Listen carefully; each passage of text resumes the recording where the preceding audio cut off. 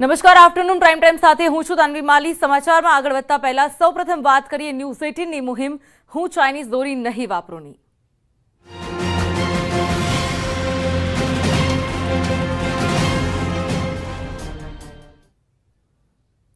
News 18 ગુજરાતીની મુહિમને રાજ્યભરમાં પ્રતિસાદ મળ્યો છે। હું ચાઇનીઝ દોરી નહીં વાપરું એટલે કે મુહિમમાં તમામ લોકો જોડાયા છે। ત્યારે મહત્વના સમાચાર, નાણામંત્રી કનુ દેસાઈ ન્યૂઝ 18ની મુહિમમાં જોડાયા છે। નાણામંત્રીએ ચાઇનીઝ દોરી ન વાપરવા માટે અપીલ કરી છે, તો લોકો પણ ચાઇનીઝ દોરી ન વાપરવા માટે શપથ લઈ રહ્યા છે। તો તમામ લોકો કહી રહ્યા છે હું ચાઇનીઝ દોરી નહીં વાપરું। ન્યૂઝ 18ની મુહિમ સાથે રાજ્યભરમાંથી લોકો જોડાઈ રહ્યા છે। તો સાવચેતી અને સાવધાનીના સાથે લોકો ઉત્તરાયણની ઉજવણી કરશે। તો ન્યૂઝ 18 ગુજરાતીની મુહિમમાં રાજ્યભરમાંથી લોકો સાથ આપી રહ્યા છે, સારો પ્રતિસાદ આપી રહ્યા છે। લોકો પણ શપથ લઈ રહ્યા છે કે તેઓ પણ મોતનો માંજો એટલે કે ચાઇનીઝ દોરીનો ઉપયોગ નહીં કરે। ગુજરાતમાં મકર સંક્રાંતિ એટલે કે પતંગોત્સવ જ્યારે આપણા દેશના યશસ્વી વડાપ્રધાન નરેન્દ્રભાઈએ આને એક મહોત્સવનું સ્વરૂપ આપીને એક ઉત્તમ ઉજવણી ગુજરાતમાં થઈ રહી છે, ત્યારે આ ઉજવણીનો ઉત્સાહ એક શોકમાં ન ફેરવાઈ જાય તે માટે એક ચાઇનીઝ દોરી જે અનેક જીવો લેવા માટે આપણે એનો ઇતિહાસ જોયો છે, ત્યારે આ દોરીનો ઉપયોગ આપણે બિલકુલ બંધ કરીએ અને આ ઉત્સાહને વધુમાં વધુ જાળવી રાખીએ। એટલા માટે આપણે આપણી સ્વદેશી દોરીનો ઉપયોગ કરીએ અને સૌ નાગરિકોને આ માટે અપીલ કરું છું। ગોધરામાં યોજાયેલ મેરેથોન દોડમાં ન્યૂઝ 18 ગુજરાતીની મુહિમને સમર્થન મળ્યું છે। ઉત્તરાયણ પર ચાઇનીઝ દોરી અને તુક્કલનો ઉપયોગ નહીં કરવાની મુહિમમાં તમામ લોકો જોડાયા છે અને સાથે ચાઇનીઝ દોરીનો બહિષ્કાર માટે પણ લોકોએ સંકલ્પ કર્યો છે।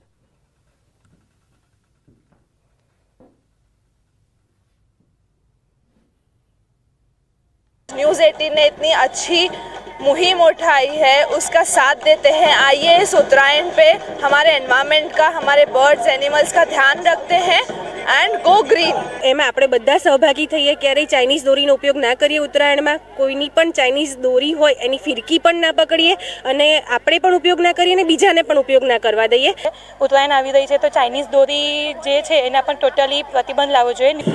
ન્યૂઝ 18 દ્વારા જે ઝુંબેશ ઉઠાવવામાં આવી છે કે ચાઇનીઝ દોરીનો ઉપયોગ ના કરવો, ગુબ્બારાનો ઉપયોગ ના કરો, તો એમાં હું સહભાગી છું। આપણા બધાની એક નૈતિક ફરજ છે કે આપણે તો ચાઇનીઝ દોરીનો ઉપયોગ ના જ કરીએ, પણ આપણા આસપાસના લોકો જે લોકો ચાઇનીઝ દોરી વાપરે છે એમને પણ આપણે સલાહ આપીએ। જો આપણે સેફ, આપણે સ્વચ્છ અને આપણે સુરક્ષિત, તો લોકો સુરક્ષિત, દેશ સુરક્ષિત। શક્ય ત્યાં સુધી આપણે બધા જ ચાઇનીઝ દોરીનો ઉપયોગ ટાળીએ, ન કરીએ કે ન કરવા દઈએ। પોતાનું જીવન બચાવીએ, સામેલાનું જીવન બચાવીએ, પશુ પક્ષીનું પણ જીવન બચાવીએ અને આ પૃથ્વી પર્યાવરણને પણ બચાવીએ। તો ચાઇનીઝ દોરીના લીધે સતત અકસ્માતોની ઘટના બની રહી છે અને અનેક લોકો મોતને પણ ભેટી રહ્યા છે।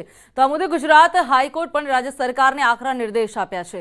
ગુજરાત સરકાર તો કાર્યવાહી કરશે જ, તેવામાં ન્યૂઝ 18 ગુજરાતી પણ મોતના માંજા સામે મુહિમ ચલાવી રહ્યું છે।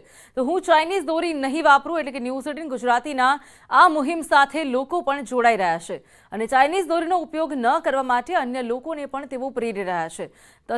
આ સાથે તમામ વેપારીઓ પણ તેમાં જોડાઈ રહ્યા છે અને કહી રહ્યા છે કે તેઓ પણ ચાઇનીઝ દોરીનું વેચાણ નહીં કરે।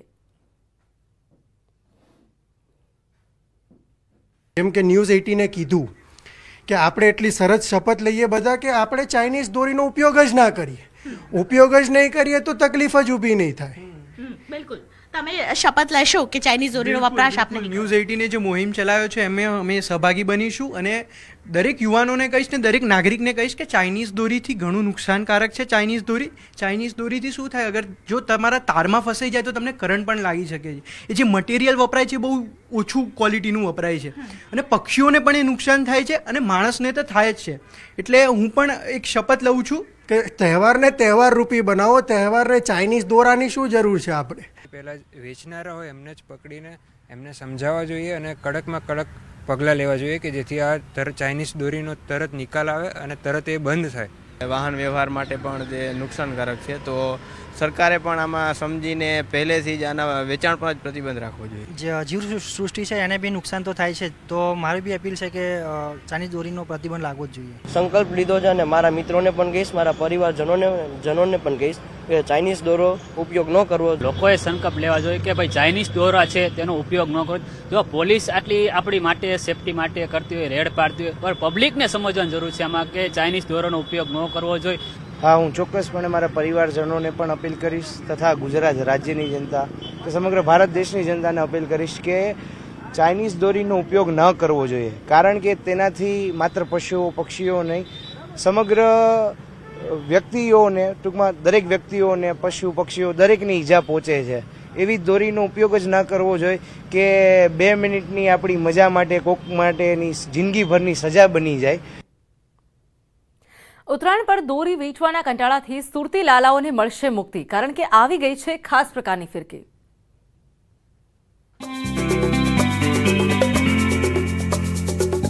મન મૂકીને પતંગ ચગાવો, મન ફાવે એટલી ઢીલ આપો, કારણ કે દોરી વેટવાની ઝંઝટ હવે ભૂતકાળ બની જશે. કારણ કે બજારમાં આવી ગઈ છે જાદુઈ ચિરાગ જેવી ફિરકી, જેનું એક બટન દબાવશો તો દોરી વીંટાવા લાગશે અને બીજું બટન દબાવશો તો ઢીલ મૂકશે. સુરતના પતંગ બજારમાં આ ફિરકી આકર્ષણનું કેન્દ્ર બની છે. ઢીલ દેવામાં પણ ચાલે છે અને લપેટવામાં પણ. પતંગ કપાઈ ગયા બાદ લપેટવામાં બી ઓટોમેટિક રીતે લપાટી શકાય છે. એવી ઓટોમેટિક ફિરકીની શરૂઆત કરી છે. આ ઇલેક્ટ્રિક ફિરકીએ પતંગ રસિયાઓને પોતાના તરફ મોહિત કર્યા છે. આ ફિરકીમાં એવા ફીચર્સ છે કે તમારે લપેટની બૂમો નહીં પાડવી પડે.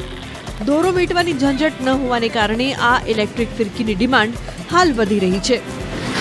આ ઇલેક્ટ્રિક ફિરકીની સૌથી મોટી ખાસિયત એ છે કે તે બેટરી સંચાલિત છે. તેમાં 9 વોલ્ટની 3 બેટરી અને એક મોટર મૂકવામાં આવી છે. આ બેટરી 6 થી 7 કલાક સુધી ફિરકીમાં બેકઅપ પૂરું પાડે છે. બેટરી પૂરા થયા બાદ તેને સરળતાથી બદલી પણ શકાય છે. ઉત્તરાખંડનું જોશીમઠ ખતરામાં છે. ક્યાંક રસ્તો ધસી રહ્યો છે તો ક્યાંક દિવાલોમાં તિરાડો પડી રહી છે, તો ક્યાંક ઘરની અંદરથી જ પાણી નીકળી રહ્યું છે. લોકો ડરેલા છે અને પરેશાન પણ છે. તો મુખ્યમંત્રી પણ બેઠકો કરી રહ્યા છે. આ બધામાં સવાલ એ છે કે શું અહીં વસતા લોકોનું સ્થળાંતર કરવામાં આવશે? શું છે તમામ તૈયારીઓ? જોઈએ આખો રિપોર્ટ.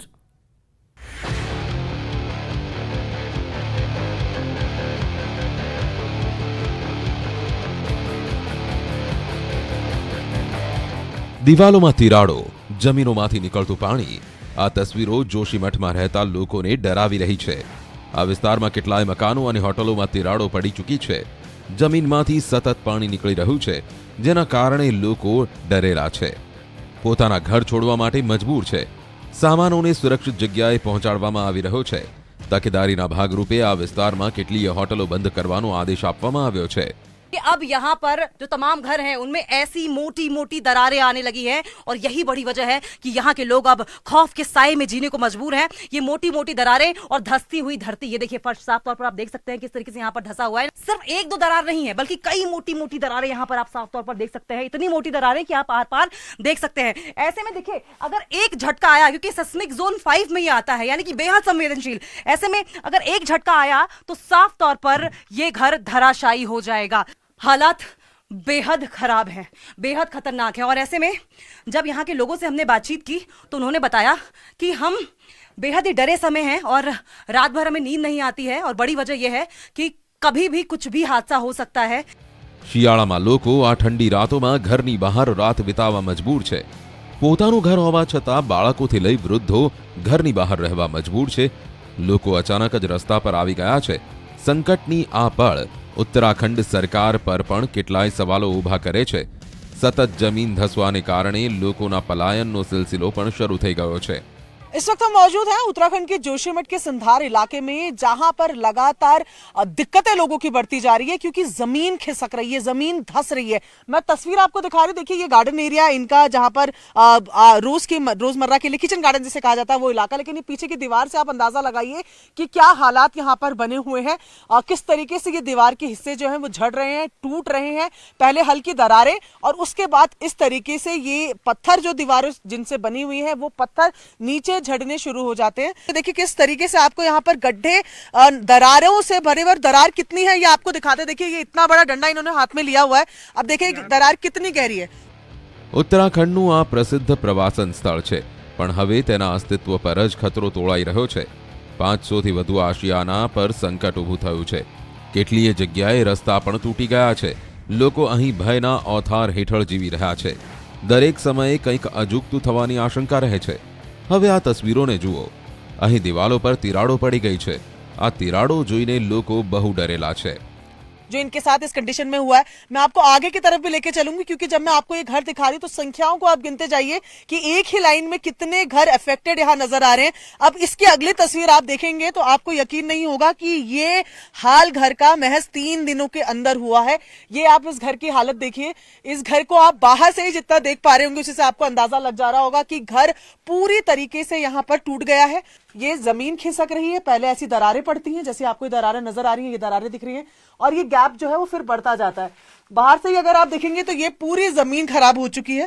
ये अचानक हुआ है, रात को अचानक से जब ये इन्होंने महसूस किया है कि जमीन फट रही है, जमीन खिसक रही है, तो जो हाथ में मिलते बना, जिस तरीके से परिवार को समेट के वो निकल सकते थे, वो लोग यहाँ से निकले हैं। सामान उनका अभी भी यहीं पड़ा है। उनका कहना है कि इंतजाम जो किए गए हैं वो नाकाफी है।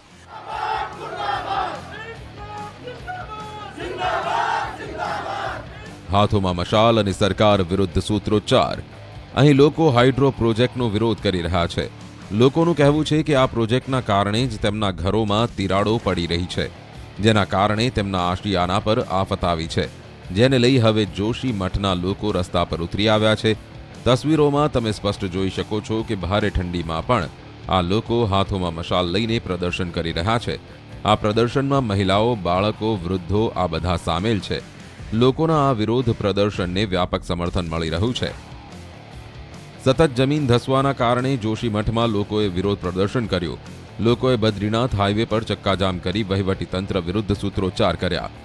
મુખ્યમંત્રી પુષ્કર ધામી તરફથી લોકોને દરેક સંભવ મદદ આપવાનું આશ્વાસન આપવામાં આવ્યું છે।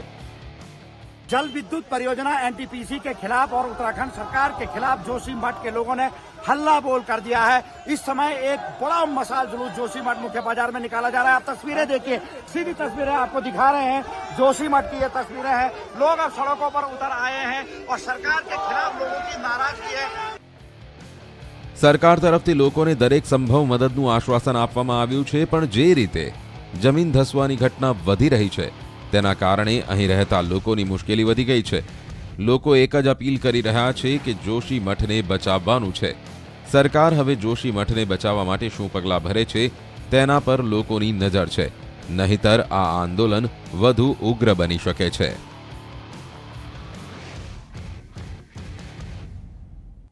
રક્ષક જ બન્યા ભક્ષક। મહારાષ્ટ્રની બોર્ડર પરથી ગુજરાતમાં વિદેશી દારૂ ઘુસાડવાના ષડયંત્રનો પર્દાફાશ થયો છે। આ ષડયંત્રમાં મહારાષ્ટ્રના પીએસઆઈ જ મુખ્ય સૂત્રધાર હોવાનો ચોંકાવનારો ખુલાસો સામે આવ્યો છે। વલસાડ એલસીબી પોલીસે ભીલાડ પાસે કાર સહિત મોટી માત્રામાં વિદેશી દારૂનો જથ્થો ઝડપી પાડ્યો છે, તો બિયર અને દારૂ સહિત 552 બોટલનો જથ્થો પોલીસે જપ્ત કર્યો છે।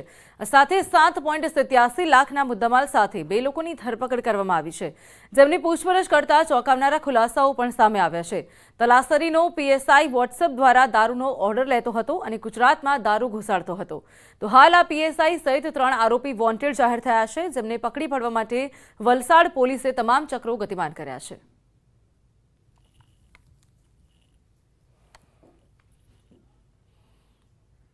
આણંદના ઉમેટા ખાતે દારૂની મહેફિલ પર રેડ કરાઈ છે। ખેતરમાં દારૂની મહેફિલ માણતા 14 લોકોને ઝડપી પડાયા છે। પોલીસે મોડી રાત્રે ખેતરમાં રેડ કરી હતી। 14 લોકોની સામે પોલીસે કાર્યવાહી હાથ ધરી છે। તો પોલીસે ઉમેટા ખાતે આ તમામ લોકોને દારૂની મહેફિલ માણતા 14 લોકોને ઝડપી પાડ્યા છે।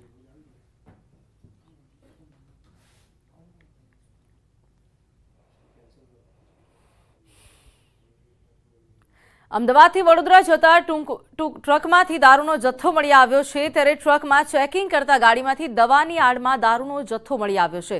બાતમીના આધારે એક્સપ્રેસ હાઈવે પર ચેકિંગ કરતા ટ્રકમાંથી ભારતીય બનાવટની કુલ 4 લાખથી પણ વધુની કિંમતની 1668 બોટલો જપ્ત કરી છે। ઉપરાંત દવાના બોક્સ સહિત કુલ 72 લાખનો મુદ્દામાલ જપ્ત કરી ટ્રક ચાલક તેમજ કંડક્ટરની પણ અટકાયત કરી વધુ તપાસ હાથ ધરી છે। આ બાતમી આધારની જે રાજસ્થાન પાસેની કન્ટેનર જે છે એ આવતા જણાતા એક ટીમે એનો પીછો કરેલો અને બીજી ટીમે એને કોર્ડન કરીને રોકેલી. પ્રથમ દ્રષ્ટિએ આ કન્ટેનરમાં જોયેલું તો બધા સિપ્લા કંપનીની અલગ અલગ મેડિસિન, ઇન્જેક્શનો ને એના બોક્સો હતા અને ગાડીમાં સર્ચ કરતા એની પાછળના ભાગે ભારતીય બનાવટના વિદેશી દારૂના બધા પેટીઓ મળી આવેલી. ગૃહમંત્રી હર્ષ સંઘવીના જન્મદિનની અનોખી ઉજવણી કરવામાં આવી રહી છે. ધરમ પેલેસ ખાતે હાટ બજારનું ઉદ્ઘાટન કરવામાં આવ્યું, જ્યાં કુપોષિત બાળકો માટે પ્રોટીન કીટ વિતરણ કરાઈ છે. સાથે જ અંધ બાળકો દ્વારા સંગીત કાર્યક્રમ પણ યોજવામાં આવ્યો છે. દિવ્યાંગ બાળકોએ ગીત ગાઈને ગૃહમંત્રીને જન્મદિવસની શુભકામનાઓ પાઠવી છે. સાથે બહેનો પણ આત્મનિર્ભર બની સ્વમાનભેર જીવન જીવી શકે તેવા હેતુથી આ એક દિવસીય હાટ બજારનું આયોજન કરવામાં આવ્યું છે. આ તમામ કાર્યકરોએ હર્ષ સંઘવીને જન્મદિવસની શુભકામનાઓ પણ પાઠવી છે.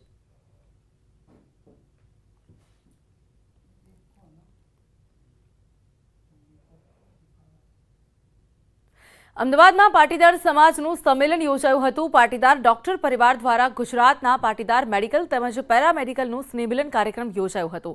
શાહીબાગ ખાતેના સરદાર પટેલ સ્મારક ખાતે આ કાર્યક્રમ યોજાયો હતો, જેમાં અનેક અનુભવી ડોક્ટરો સહિતના પાટીદાર ડોક્ટરો હાજર હતા. તો એક મંચ પર સહુ કોઈ લોકોને એકત્રિત કરીને સમાજને આગળ લઈ જવા તથા મજબૂત બનાવવાની પહેલ કરવામાં આવી રહી છે. પાટીદાર સમાજમાં એક પ્રકારનું સમન્વયની ભાવના થકી એકબીજાને મદદ કરવાની ભાવના સાથે આપણે આગળ વધી રહ્યા છીએ. અને જ્યારે આપણે આગળ વધી રહ્યા હોઈએ ત્યારે અનેક પડકારો આવનારી પેઢી માટે છે. આવનારી પેઢી માટે સાંપ્રત રાજકીય અને સામાજિક પરિસ્થિતિમાં આવનારી પેઢી માટે રસ્તો કઠિન છે. અને જ્યારે રસ્તો કઠિન હોય ત્યારે આ સમયની અંદર આપણે સૌ સમાજને એક કરી આપણા બધા જ લોકોને કઈ રીતે આગળ વધારી શકીએ એ દિશાની અંદર પાટીદાર પરિવાર ટ્રસ્ટ આદરણીય ભીખુ કાકા છેલ્લા 25 વર્ષથી અથાગ પ્રયત્ન કરી રહ્યા છે. Welcome back. વાત કરીએ આગળ સમાચારની, તો ભાગદોડ ભરી જિંદગીમાં સ્વાસ્થ્ય સાચવવા માટે લોકો પ્રાકૃતિક આધારિત પકવેલા શાકભાજી અને ધાન્યો તરફ વળ્યા છે. જૂનાગઢના સરદાર બાગમાં પ્રાકૃતિક બજાર ભરાય છે, જેમાં મોટી સંખ્યામાં લોકો શાકભાજી, કઠોળ અને ધાન્યો પણ લેવા આવે છે. ગ્રાહકોનું કહેવું છે કે પ્રાકૃતિક ખેતીથી પકવેલું અનાજ ખાવાથી સ્વાસ્થ્ય પણ સારું રહે છે. તો બજાર ભાવથી થોડું મોંઘું હોય છે, પણ શરીર માટે ખૂબ જ ફાયદાકારક છે. અહીં રીંગણા તેમજ ટમેટા વિવિધ પ્રકારના પણ જોવા મળે છે.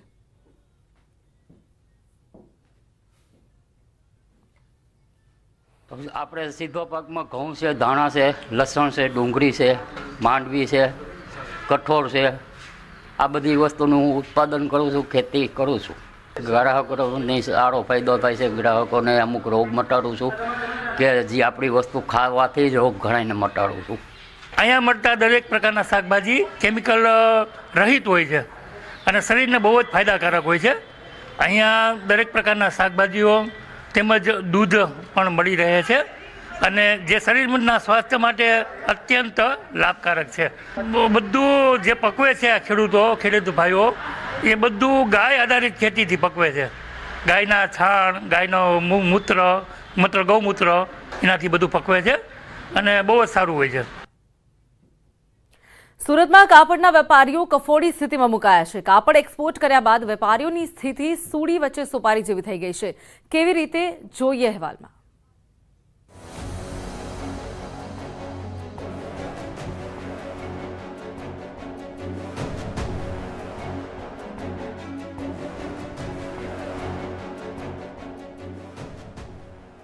સુરતની ટેક્સટાઇલ માર્કેટમાં વેપારીઓના ચહેરા મુરઝાઈ ગયા છે. માલનો સ્ટોક વધી પડ્યો છે. સ્થિતિ એવી છે કે વિદેશ અને અન્ય રાજ્યમાં જે માલ એક્સપોર્ટ કરે છે એના કરતાં તો વધુ રિટર્ન થઈ રહ્યો છે. પોંગલના તહેવાર દરમિયાન વેપારીઓએ જે કમાણીની આશા રાખી હતી એનાથી અડધી કમાણી પણ નથી થઈ. અધૂરામાં પૂરું અન્ય રાજ્યના જ વેપારીઓને માલ વેચ્યો છે. તેઓ પેમેન્ટ ચૂકવતા નથી કારણ કે વેચાણ થયું નથી. જ્યારે સુરતના વેપારીઓ પેમેન્ટ માટે દબાણ કરે છે ત્યારે સામેના વેપારી માલ રિટર્ન કરી દે છે.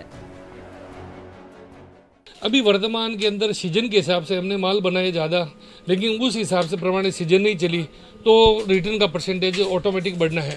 जो माल गया है दीपावली के आसपास उसका हम पेमेंट का तकादा करेंगे, क्योंकि हमें आगे की तैयारी भी करनी है। सामान्य દિવસોમાં એક ટ્રક માલ સામે 25 થી 30 જેટલા પાર્સલો રિટર્ન આવતા હતા, જેની સંખ્યા હાલ 100 થી 150 સુધી પહોંચી ગઈ છે। દાવા પ્રમાણે જ્યારે અન્ય રાજ્યના વેપારીઓ ખરીદી માટે આવ્યા ત્યારે ચીનમાં કોરોનાની નવી લહેર શરૂ થઈ હતી।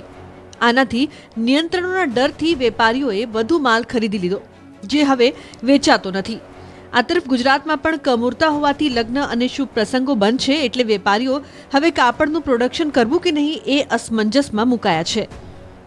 જ્યારે આ કોરોનાની જે અત્યારે અફવાને લહેર જે ફેલાણી છે, જે એના હિસાબે લોકો બહારગામ જે લોકો ખરીદી કરીને ગયા હતા અને એ લોકોને ત્યાં ઘરાકી નથી, તો પેમેન્ટની વાત કરીએ તો એ તો કાં તો અમને એમ કહે છે કે રિટર્ન મોકલી દઈએ, અને જો અમે એમને વધુ પ્રેશર કરીએ તો માલની સાથે એ જે થોડું ઘણું પેમેન્ટ બનતું એ પેમેન્ટ અમને રિટર્ન મોકલી દે છે। જો આ જ સ્થિતિ રહેશે તો સુરતમાં લાખો લોકોને રોજગારી સામે પણ સંકટ સર્જાશે। વેપારીઓ દેવા તળે ડૂબી જશે, પરંતુ ઉત્તરાયણ બાદ સ્થિતિ સુધરવાની પણ વેપારીઓને આશા છે। સુરત એસટી વિભાગની નવી વોલ્વો બસનો લોકાર્પણ સમારોહ યોજાયો। હર્ષ સંઘવીના હસ્તે લોકાર્પણ કરવામાં આવ્યું। સુરતથી પાલિતાણા તેમજ શ્રીનાથ દ્વાર ખાતે આ વોલ્વો સેવા શરૂ કરાશે, તો એસી સ્લીપર કોચ શરૂ થતા જૈન સમાજ તેમજ અન્ય મુસાફરોને પણ સારી સુવિધા મળી રહેશે, જેના કારણે લોકોમાં પણ ખુશીનો માહોલ છે।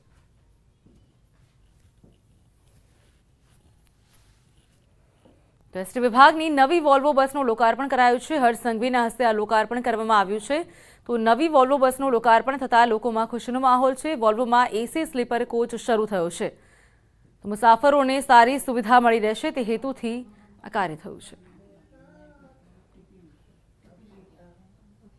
હવે વાત એક એવી કચેરીની કરવી છે કે જ્યાં કામે જતા કર્મચારીઓ પણ ડરે છે। અરજદારો પણ કચેરીમાં ઘૂસ્યા બાદ જીવ બચશે કે નહીં એવી ચિંતા કરે છે।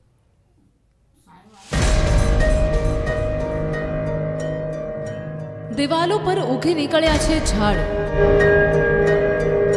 પડવું પડવું થઈ રહી છે છત, કોઈ પણ સમયે પડી શકે છે આ છત। જાણે કે કોઈ હોરર ફિલ્મનો સેટ હોય એવા દ્રશ્યો નવાબી શહેર જૂનાગઢના છે। ચોંકાવનારી વાત તો એ છે કે આ ખખડધજ ઇમારતમાં 3 થી વધુ સરકારી કચેરીઓ ચાલે છે અને કર્મચારીઓ જીવના જોખમે આખો દિવસ કામ કરે છે। નવાબી સમયમાં બનેલી આ ઇમારતો 100 વર્ષ જૂની છે। હવે જોઈ લો બેદરકારીનો આ નમૂનો, જ્યાં દિવાલ પર સ્પષ્ટ ચેતવણી લખાઈ છે કે આ ઇમારત જર્જરિત હાલતમાં હોવાથી જાનહાનિ તેમજ માલ મિલકતને નુકસાન ન પહોંચે એટલા માટે લોકોએ ઇમારતથી દૂર રહેવું। સવાલ એ છે કે સરકારી તંત્ર જીવનું જોખમ હોવાની વાત જાણતું હોવા છતાં કર્મચારીઓને જાણી જોઈને મોતના મુખમાં કેમ ધકેલવા માંગે છે? કર્મચારીઓનું કહેવું છે કે માર્ગ અને મકાન વિભાગે જર્જરિત ઇમારતમાંથી કચેરી અન્ય જગ્યા પર ખસેડવા માટે 3 વખત નોટિસ આપી કાગળ પરની કાર્યવાહી કરી નાખી। જોકે માર્ગ અને મકાનના અધિકારી આ મામલે કંઈ પણ કહેવા નથી માંગતા। 3 વખત કલેક્ટરે આ બિલ્ડિંગ ખાલી કરવાની નોટિસ આપેલી છે અને અહીં બિલ્ડિંગની પાસે ઊભવાની પણ મનાઈ છે એવી નોટિસ લાગેલી છે, અને કાર્યપાલકને લખવાથી કોઈ સરકારી બિલ્ડિંગ વગર ભાડાની ઉપલબ્ધ હોય તો અમે એને લખેલું છે, તો એની પાસે સરકારી બિલ્ડિંગ ઉપલબ્ધ નથી। હવે ભાડે રાખીને કાર્યવાહી કરવાની ચાલુ છે। કર્મચારીઓનું કહેવું છે કે અમે ભાડાની ઓફિસ શોધવાનું શરૂ કર્યું છે, પરંતુ હજુ સુધી તે મળી નથી। સવાલ એ છે કે કાગળ પર કાર્યવાહી દેખાડીને કર્મચારીઓ અને અરજદારોના જીવ સાથે ખિલવાડ શા માટે કરાઈ રહ્યો છે? શું સરકાર પોતાના કર્મચારીઓને ભયમુક્ત વાતાવરણ પણ પૂરું નથી પાડી શકતી?